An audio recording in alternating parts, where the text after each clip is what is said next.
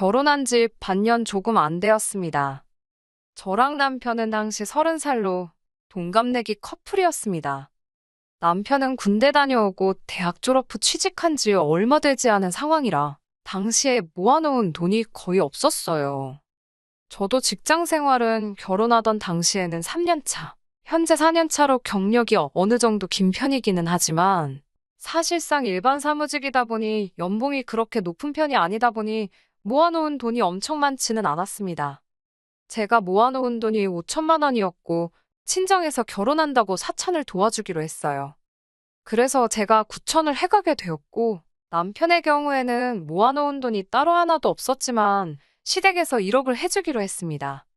남편이 모아놓은 돈을 가지고는 신혼여행 및 결혼식 비용을 하기로 했어요. 그러니 따지고 보면 남편이랑 시댁이 2천 정도를 더 해온 거나 마찬가지지요. 그런데 거기에 더불어서 시부모님이 노후자금으로 가지고 계신 돈 6천만 원을 저희가 따로 빌리게 되었습니다. 다행히 저희가 사는 지역이 서울은 아니고 이 지역 집값이 그렇게 센 편도 아니다 보니 그 돈이면 신혼집을 충분히 구할 수 있었어요. 그런데 이왕이면 빌라보단 아파트, 작은 평수보단 큰 평수, 조금씩 눈을 높이다 보니 신혼집을 구하는 과정에서 돈이 살짝 모자라게 되었습니다. 그래서 시부모님의 노후자금을 저희가 빌리게 되었던 겁니다. 사실 신혼부부를 위한 대출 제도도 잘 되어 있고 대출금리도 좋은 편이라서 그쪽을 알아보고 있었습니다. 어차피 결혼하자마자 아이를 가질 계획도 없었고 한동안 맞벌이 생활을 유지하려고 했기에 6천 정도 대출을 받는 게 저희 재정적으로 큰 부담이 되는 편은 아니었지요.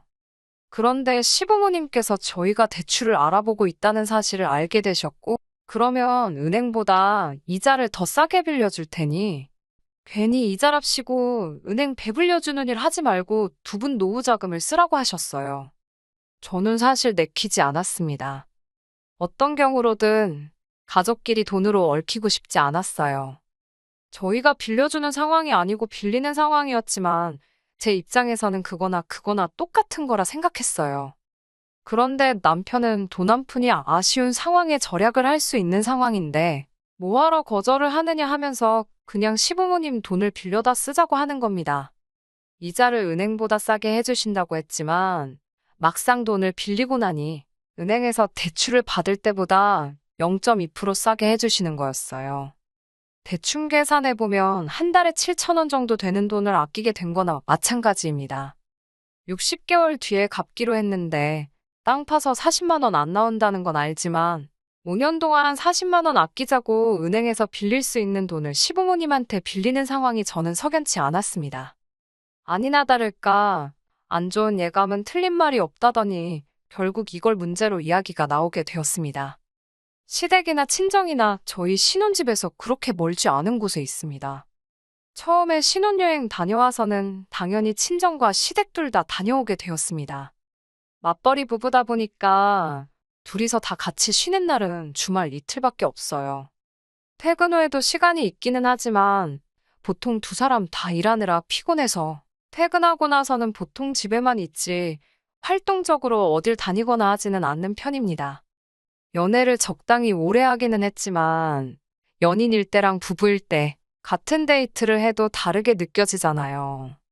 거기에 두 사람 인생 중에 가장 깨가 쏟아진다는 신혼 때인데 말이에요. 그런데 쉬는 날이 되면 남편은 꼭 쉬는 날 중 하루는 시댁에서 시간을 보내고 왔으면 하더라고요. 집에서 가까운 편이니 평소에 못 찾아뵐 거리도 아니고 엄마 손맛이 그리우면 평일 저녁에 가서 저녁을 먹고 와도 되는데 꼭 쉬는 날만 되면 시댁에 그렇게 가고 싶어 안달이 납니다. 그렇다고 또 친정에 가는 걸 좋아하는 건 아니에요. 신혼여행 다녀오고 얼마 뒤부터 시댁에 거의 매주마다 가자는 식으로 나오기 시작했는데 처음에는 저도 별말 없이 잘 따라갔습니다. 시어머니가 우리 어떻게 지내는지 궁금하시대. 얼굴 보고 싶으시대라는 이유를 대면서 시댁에 가려고 하는데 그 말을 듣고 며느리인 제가 시댁에 가기 싫다 어떻게 말을 하겠어요. 그래서 처음에는 남편이 가자고 하면 그냥 별말 하지 않고 따라가게 되었습니다. 그런데 그렇게 한두 번 따라갔더니 그 후에는 그냥 이유도 없이 쉬는 날만 되면 시댁에 가는 게 일상이 돼버리더라고요. 시어머니도 처음 몇 번은 어디 가서 악덕 시어머니라고 말 나온다고 하면서 저보고 남편 옆에 붙어서 편히 쉬라고 하셨어요. 편히 쉬라고 해도 어찌 제가 시댁에서 편히 쉬어지겠습니까? 남편한테야 원래 결혼 전까지 지가 살던 지네 집이었으니 내 집인 것 마냥 두 다리 쭉 뻗고 소파에 기대서 앉아있거나 아예 소파에 벌렁 드러누워서 콧노래를 흥얼거리거나 하지만 편하게 있으라는데 그 자리에 앉아있는 제 마음이 얼마나 무거울지는 아실 분들은 아마 다 아실 거라 생각해요. 거기에 진짜 제가 아무것도 안 하고 있으면 시어머니가 저를 불러서는 이거 한 번만 도와줘라 하고 부르고 그거 해놓고 다시 쪼르르 거실로 가면 적어도 한 번 도와줘라 하시면서 결국 저한테는 겉으로는 쉬라고 하시지만 그 잠깐 사이에도 수많은 일을 시키세요. 며느리가 시댁에서 일하는 게 당연하다. 어른이 일하는데 어떻게 앉아서 쉴 생각만 하느냐 생각하시는 분들이 계신다면 어쩔 수 없지만 저 같은 경우에는 생각이 조금 다르거든요. 남편이 먼저 나서서 같이 도와줬다면, 남편도 똑같이 일을 하고 있었다면 아마 저도 기분 좋게 불평불만 없이 같이 도와드릴 수 있었을 거예요. 그런데 지는 무슨 손이 없는 건지 발이 없는 건지 시댁에만 가면 자기 마실 물조차도 제가 떠다 줘야 했습니다. 한 번은 너가 떠다 마시라고 했더니 시어머니가 물 떠주는 게 뭐가 어렵냐면서 눈치를 주시고 아이고 다리야 하면서 무릎을 붙잡으시며 남편한테 기어이 물 한 컵을 떠서 가져다 주더라고요. 그래서 그 이후부터는 그런 눈치도 보고 싶지 않아서 제가 몇 번 떠다 줬고요. 남편이 그 모양이니 솔직히 그냥 도와드려도 될 법한 일들도 그렇게 기분 좋게 할 수 있던 상황이 아니었습니다. 일하는 것뿐만이 아니지요. 새삼스럽겠지만 시댁 가서 저희가 뭐하고 오겠어요. 재롱잔치 하러 가는 건 아닐 테고 결국 식사를 같이 해야 해요. 나가서 사 먹으면 당연히 계산은 저희가 합니다. 그게 아깝다거나 생각한 적은 없었어요. 밖에 나가서 먹으면 차라리 마음은 편합니다. 그런데 시어머니가 식사를 준비해 주실 때가 있어요. 그때도 편하게 쉬라고 하긴 하지만 양념 정도만 직접 하시지 사실상 음식은 제가 다 하는 거나 마찬가지입니다. 그 고생하고 나서 식사 준비를 해놓으면 어김없이 제일 맛있거나 제일 비싼 반찬은 제가 앉은 자리에서 최대한 멀리 떨어져 있지요. 밥상이 무슨 임금님 수라상도 아니고 솔직히 팔을 쭉 뻗으면 못 먹을 것도 없어요. 저한테서 위치를 멀게 하면 멀게 할수록 저는 더욱더 아랑곳하지 않고 팔을 최대한 뻗어서 집어옵니다. 아니면 남편 시켜서 저게 나한테 너무 멀리 있네 하면서 제 밥 위에 올려놓게 만들어요. 그러면 시어머니가 예를 들면 그날 LA 갈비를 해주셨다면 요즘 갈비값이 어쩌네 저쩌네 하면서 재료값 이야기를 그렇게 하십니다. 그러고 나서 주변에 있는 다른 반찬들을 제 밥 위로 집어주면서 이것도 맛있으니 먹어봐라, 저것도 맛있으니 먹어봐라 하면서 최대한 제가 LA 갈비를 못 먹게 그렇게 노력을 하세요. 어머님 딴에는 최대한 티 안 나게 잘해주는 척 명연기를 하고 있다고 생각하실 테지만 솔직히 제 입장에서는 그 의도나 속셈이 뻔히 보입니다. 그래서 저도 어머님이 제 밥 위로 다른 싸구려 반찬들 올려주시면 저는 이거 싫어해요, 저거 싫어해요 하면서 남편 밥 위로 올려주고 아랑곳하지 않고 갈비 집어먹고 그랬지요. 그런다고 해서 다음번에 바뀌는 게 있는 건 아니지만 적어도 집에 가서 속앓이는 안 하려고 그 정도 노력은 하고 있어요. 시댁에서 있던 일들은 저 혼자만이 아니라 이 세상 그 어떤 며느리분들도 다들 겪을 일들이니 그건 둘째 치더라도 저를 더 열받게 하는 건 남편의 태도였습니다. 제가 시댁에 가면 많이 불편하다, 고생 많이 하고 온다, 그런 거 알아달라고 하는 것도 아니었습니다.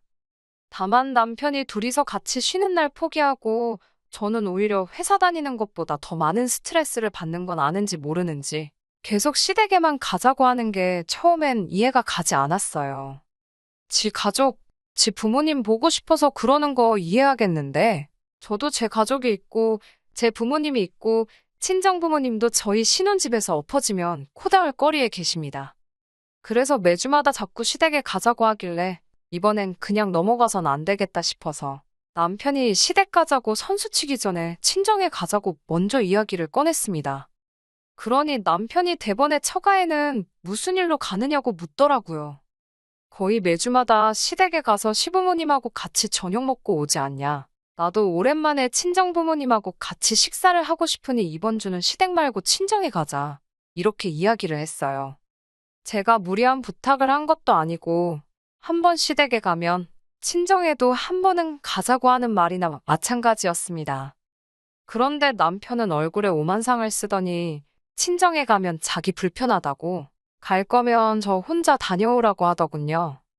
여태까지 시댁 다닐 때는 가기 싫다는데도 몸 말도 안 되는 이유를 대면서 저를 데려가 놓고선 막상 친정에 가자니까 오만상 얼굴을 찌푸리며 불편해서 싫다고 하니 어이가 없었습니다.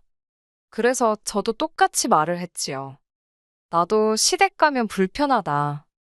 너가 친정 가는 게 불편해서 나 혼자 다녀오라고 하는 거면 무슨 말 하는 건지 잘 알겠고, 나도 시댁에 가면 불편하니 앞으로 시댁 갈 일 있으면 너 혼자 다녀오라.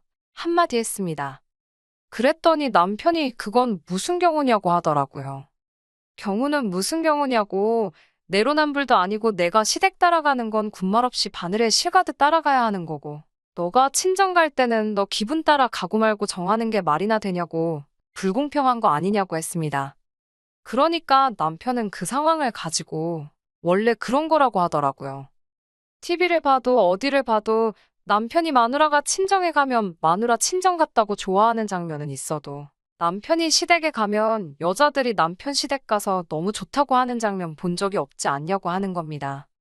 말인즉슨 친정에는 여자가 혼자 가는 게 맞는 거고 시댁에 갈 때는 당연히 며느리인 제가 남편과 같이 가야 하는 게 맞다고 하는 거예요. 그게 무슨 말도 안 되는 소리냐고. 어깃장 부리지 말고 제대로 된 이유를 대라니까 진짜. 세상에서 가장 어이없는 말 같지도 않은 걸 이유라고 대면서 지금 제가 공평 불공평을 자기 앞에서 외칠 상황이 아니라고 하더라고요. 무슨 근거로 그런 생각을 하고 있느냐고 했더니 저희 결혼할 때 결혼자금 이야기를 하는 겁니다. 우리 부모님, 그러니까 시부모님 아니었으면 지금 우리 이 집에다가 살림이나 차렸겠냐는 어이없는 소리를 하는 겁니다. 여태껏 연애했던 기간과 결혼 생활 통틀어서 했던 말 중에 제일 어이없는 소리였어요. 얼마나 어이가 없었으면 콧방귀조차 안 나오더라니까요. 어머님 아버님이 그 돈을 그냥 해주셨냐고 따졌습니다.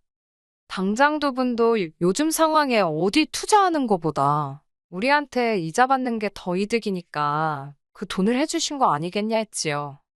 혹시 은행에서 대출받아도 되는 돈을 해주시는 것 때문에 내가 매주 시댁에 가서 가사노동도 해야 되고 사위가 친정은 대접도 안 하고 콧배기도 안 비추게 내버려둬야 하는 거냐고. 그러면 당장에 은행 가서 대출을 받아올 테니 시부모님한테 그 돈 돌려드리라 했습니다. 5년 동안 40만 원 아끼자고 그러기엔 내 시간도 아깝고 내가 스트레스 받아서 골병 들고 주름 하나씩 생기는 거 생각하면 돈이 아끼는 게 아니라고요. 5년 동안 내가 한 달에 10,000원씩 해서 시부모님한테 돈 따로 보내줄 테니까 앞으로 나는 시댁에서 시어머니 일하는 거 도와주고 그러기는커녕 그냥 앞으로 시댁의 발길을 따로 안 하겠다 했습니다. 그리고 다시 한번 당장에 은행부터 가서 일주일 내로 시부모님하고 금전관계 청산해 놓으라고 했어요. 사실 여기서 남편이 조금 수그리고 들어왔으면 그냥 사소한 부부싸움 한 거로 치고 그냥 넘어갔을 거예요. 말이야 그렇게 했지만 솔직히 저렇게 돈 갚아버리고 하면 제가 시부모님한테 불만이 잔뜩 있다고 광고하는 거나 마찬가지잖아요. 사실상 싸우게 된 이유도 제가 시댁에 가는 게 싫다는 게 아니라 시댁에만 너무 신경 쓰지 말고 시댁만 가지 말고 처가도 같이 가자. 친정 부모님도 시부모 챙기듯 신경 좀 써달라. 이것 때문에 발생한 거나 마찬가지니까요. 그래서 일을 더 크게 만들고 싶지도 않았고 적당히 남편 참교육해주고 결혼 생활이라는 게 지네 집에만 잘해서 되는 게 아니다 하는 것만 알려주고 싶었어요. 그 뒤에 시댁에 가든 친정에 더 자주 가든 그건 그 나중의 일이고 짚고 넘어갈 건 짚고 넘어가잔 뜻이었으니까요. 그런데 남편은 뭘 그 상황에서 아득바득 이겨먹어야겠는지 말 잘했다고 하면서 결혼자금 이야기를 꺼내버리는 겁니다. 솔직히 시부모님이 1억을 도와주기는 했는데 남편이 모아놓은 돈이라고는 1,000만 원도 안 돼서 결혼식 비용하고 신혼여행 다녀오고 나니 남는 것도 없었거든요. 지가 모아놓은 돈은 한 푼도 안 들어가는 거나 마찬가지였는데 큰 소리를 치면서 내가 1,000만 원을 더 했네, 네가 덜 했네 따지고 계산하더라고요. 실제로 제가 해온 게 친정부모님 돈 합해서 9천 정도였으니 남편 말이 틀리지는 않았고 여전히 시댁하고 남편 쪽에서 1,000만 원 더 해온 게 맞지요. 방금 전까지는 시댁에서 빌린 돈도 해온 거라고 우겼지만 그걸 빼고서라도 여전히 자기 쪽에서 해온 돈이 더 많으니 제가 시댁 눈치를 봐야 한다고 끝까지 지 고집을 부리면서 한마디를 안 지려고 하더라고요. 제가 연애할 때 제 눈치 많이 보면서 제 기분 맞추려고 그렇게 노력하던 사람하고 같은 사람인가 싶었습니다. 결혼하고 나서 저렇게 180도 바뀌어서 가족들밖에 모르는 사람이 될 거면 왜 대체 결혼을 하려고 하는가 했는데 지금 와서 생각해보니 그 이유를 알겠더라고요. 결혼도 하지 않고 가족 품에서 살면 매일같이 같이 사랑하는 가족들 품에서 살 수 있는 게 중요한 게 아닌 거죠. 저런 사람들 심리가 내가 하기 싫은 효도를 대신해줄 사람이 생긴 거나 마찬가지라고 생각하는 겁니다. 매일같이 한 집에 지내기엔 자기가 신경 쓰거나 해야 할 일이 너무 많아서 싫지만 결혼해서 나가 살면 자기가 하기 귀찮던 신경 써야 할 일들을 마누라한테 다 시켜버리면 되는 거니 결혼하는 거 아니겠나요? 아무튼 남편이 고작 1,000만 원 가지고 제가 평생을 시댁 눈치 보면서 살아야 한다는 식으로 나오길래 저도 더 이상 그걸 참고 지내기는 싫어서 그냥 그 길로 짐 싸서 친정으로 갔습니다. 어차피 친정 혼자 가라고 했는데 어디 한번 진짜 친정에 가면 어떻게 되나 보자 하는 심정이었지요. 친정에 짐 싸들고 가니 친정 부모님께서도 무슨 일이 일어난 걸 눈치채고는 좌초지종을 물어보셨습니다. 저딴 남편을 감싸주자고 다른 말을 지어내기도 싫어서 그냥 가감없이 다 이야기해버렸어요. 친정 부모님도 굉장히 어이없어 하셨고 그 길로 남편을 소환했습니다. 남편도 제가 가자면 저 혼자 가라고 하지만 그래도 장인 장모님이라고 부르니까 오더라고요. 아니면 제가 열받은 거 보고 분위기 살피러 온 걸 수도 있고요. 아무튼 남편이 도착하자마자 저희 부모님이 남편 앞에 앉혀놓고 통장 하나 던져주시더군요. 그 통장에 있는 돈으로 시부모님한테 빌린 돈 갚고 1,000만 원 더 해줬던 것도 돌려드리라 하시더라고요. 고작 1,000만 원 더 해온 거 가지고 우리 딸 평생 눈치 보고 살게 만들 생각이면 그 돈 다 해줄 테니 앞으로 자네가 우리 집 와서 평생 눈치 보고 살라고 하시더라고요. 남편이 통장에 찍혀있는 액수를 보고 몸만 베베 꼬면서 아무 말도 못하고 있는 걸 보니 속이 후련했습니다. 그런데 또 고작 시댁 몇 번 안 가겠다고 이러는 것도 싫고 돈 얼마 가지고 어느 한 집에 눈치를 봐야 한다 이러는 것도 웃긴 것 같더라고요. 더 좋은 해결 방법이 있었는데 말입니다. 남편이 들고 있는 통장 낚아채 가지고 그럴 필요 없다고 한마디 해줬습니다.